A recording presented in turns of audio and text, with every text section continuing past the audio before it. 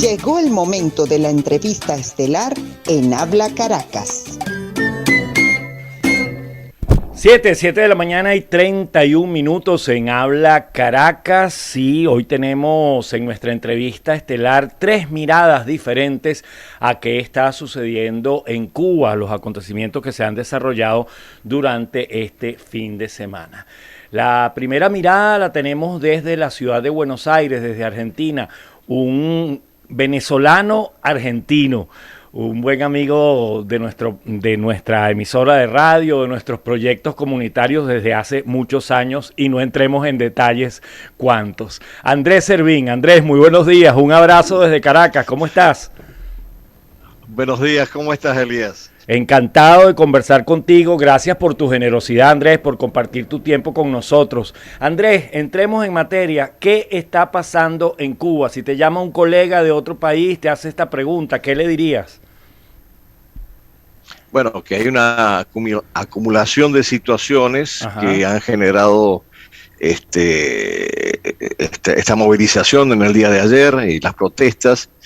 Primero en San Antonio de los Baños, después se extendieron por toda la isla hasta llegar a La Habana, al malecón, y que obedece fundamentalmente a una serie de factores muy claros. Dejando de lado el tema del embargo de Estados Unidos, que es el tema recurrente al que siempre se refieren como un factor que define ciertas situaciones políticas en la isla, lo cierto es que ha habido una demora con respecto al proceso de reformas que se había encarado desde el 2011, no se ha avanzado lo suficiente, en medio de eso ha llegado la pandemia ha restringido la capacidad de ingresar divisas por parte del gobierno, entre otras cosas porque ha caído sustancialmente el turismo, que es el principal recurso que tenía la isla, y consecuentemente hay falta de electricidad, cortes de electricidad, falta de comida. La comida además predominantemente es importada y para eso hacen falta dólares, pero los dólares no llegan.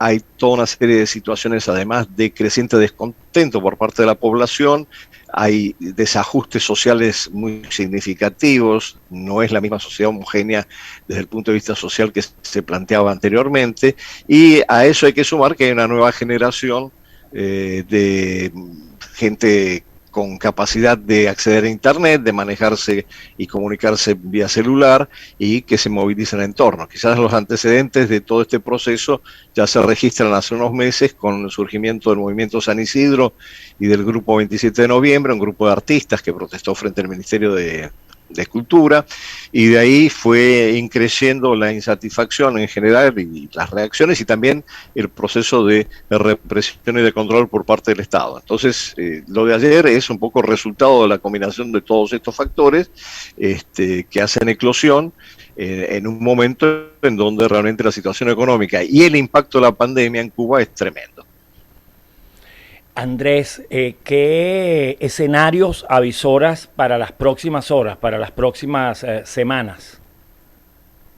Bueno, yo creo que en los próximos días probablemente haya un incremento de la tensión social con un incremento probable de la represión. El presidente Díaz-Canel ha sido muy claro al respecto, ha llamado a los comunistas a combatir las protestas sociales, lo cual no me parece justamente una estrategia acertada, más bien tendría que generar algún tipo de diálogo, dadas las condiciones en las que se encuentra la isla, y esto probablemente va a llevar a un cierto creyendo en los próximos días, y después ya veremos en qué resulta. Lo cierto es que esto no se disocia, y yo quiero ser muy claro con esto, porque a veces confundimos, parece que Cuba es como realmente una isla que está separada de otras cosas que pasan en toda la región, pero lo cierto es que toda la región muestra cabalmente que hay una gran insatisfacción y muchas demandas a las élites económicas y políticas, y que éstas no logran satisfacer esas demandas y generan toda una fragilidad institucional que termina en este tipo de eclosiones. Y para eso no es necesario mirar solamente a Cuba, sino que podemos mirar lo que ha pasado en Colombia recientemente, lo que pasó en su momento en Chile, y así sucesivamente. Por lo tanto, esto no atañe estrictamente a si son gobiernos de izquierda o de derecha. No hay capacidad de respuesta a las demandas de una población que demanda crecientemente algún tipo de reacción frente a sus necesidades y algún tipo de políticas consistentes al respecto.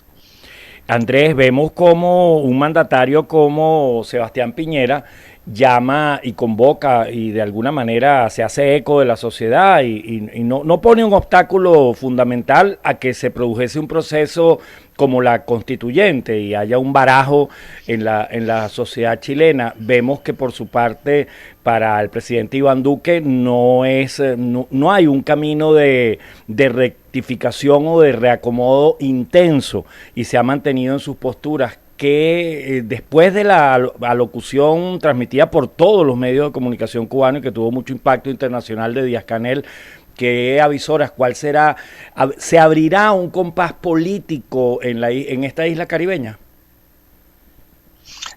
Hay una expectativa por parte de una serie de sectores de que sí se abra algún tipo de diálogo.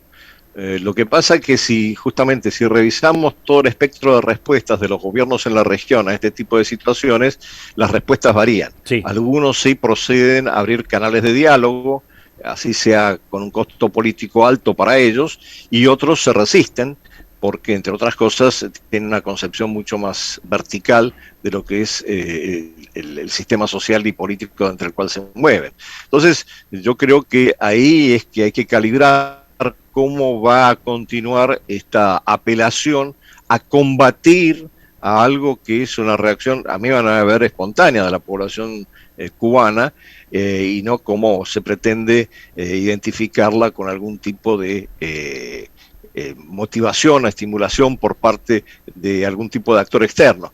Eso sin descartar el peso que tiene en la crisis económica cubana la presión y el embargo de Estados Unidos y la fallida expectativa de que la administración Biden iba a retornar a alguna de las cosas que había hecho en su momento Obama con la normalización de relaciones y abrir las relaciones entre Estados Unidos y Cuba. Por ahora Cuba sigue estando entre la lista de países patrocinadores de terrorismo y sigue con el mismo tipo de sanciones y restricciones económicas que existían previamente durante la administración Trump.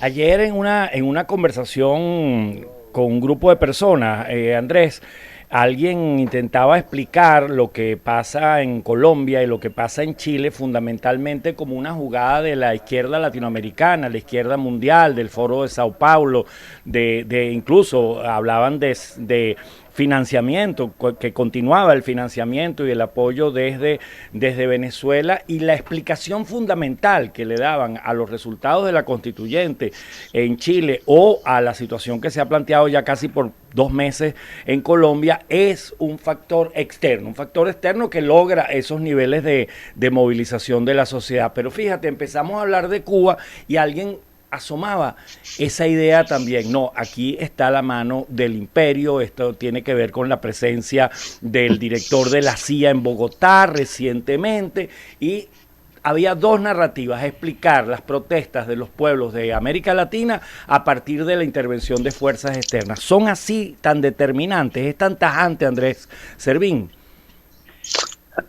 Yo no tengo la menor duda de que siempre hay algún tipo de incidencia de factores externos, como lo explicaba, lo mismo que sucede con el embargo en el caso del bloqueo económico, en el caso de Cuba.